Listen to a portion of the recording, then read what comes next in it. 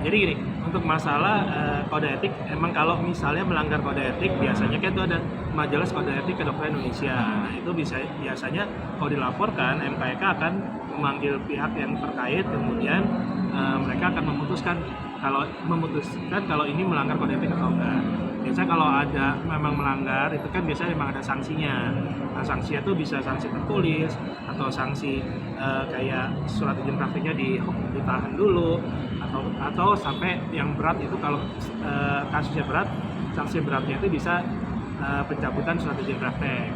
Nah, tapi tergantung dari masalahnya gitu ya. Nah, tapi kalau misalnya pihak terkait sudah klarifikasi, sudah minta maaf, dan sudah diselesaikan dengan damai, biasanya itu ya Majelis Kode Etik Kedokteran selama tidak ada laporan dan memang sudah melakukan perdamaian, biasanya sanksinya juga paling teguran atau misalnya sanksi dari masyarakat atau dari institusi atau dari tempat beliau bekerja biasanya. Oke, terakhir dari dokter sih, sebaiknya seperti apa kita men-treat awal pasien yang datang ke tempat kita untuk melakukan suatu operasi atau suatu perawatan sendiri?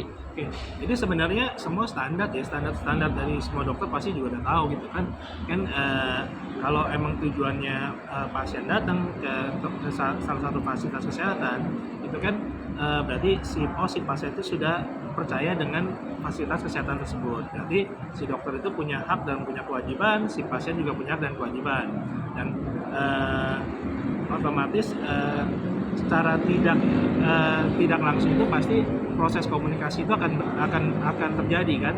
Nah, biasanya komunikasi itu emang hal yang penting. Jadi tidak bisa dipungkiri komunikasi itu salah satu hal yang paling penting dalam menangani pasien gitu. Karena komunikasi itu bukan hanya cuma masalah fisik atau tindakan, tapi juga secara psikologis, mental juga harus diperhatikan.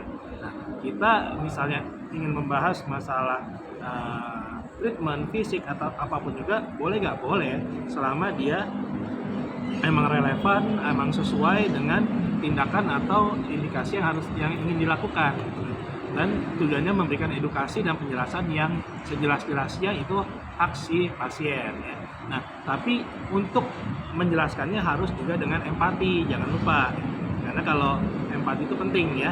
Nah, jadi bukan nggak boleh, tapi harus dengan empati dan dengan bijaksana sehingga tidak menyebabkan rasa tersinggung atau salah paham di pasien, sehingga tidak terjadilah kata-kata body shaming. Dan untuk si nakesnya sendiri itu kan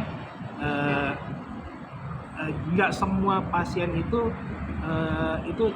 mereka pasti ngerti lah, karena tidak semua pasien itu mempunyai sifat atau menerima segala hal itu dengan cara yang sama gitu kan. Jadi dibiasakan jangan kayak budaya-budaya permisif yang menormalisasi body shaming segala, itu jangan dibiasakan gitu kan. Jadi ya saling menghargai, kemudian kewajiban dan hak si pasien, kewajiban dan hak si dokter harus nakes harus dilakukan, dipertanggungjawabkan, dan nanti ya udah gitu. Jadi sebenarnya itu hal standar lah. Mungkin biasanya itu si nakesnya mungkin nggak sengaja dianggap dia bercanda atau slip tongue segala macam gitu.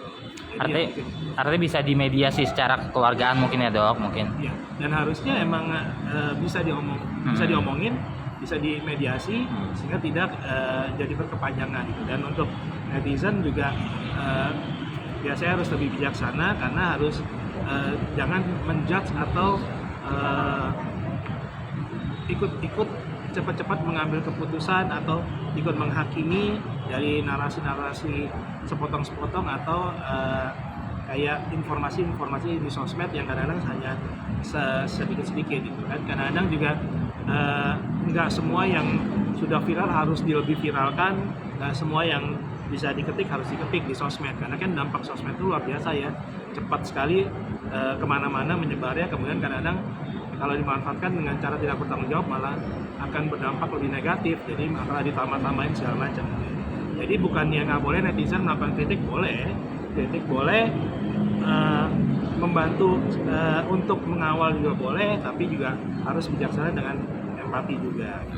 Sip.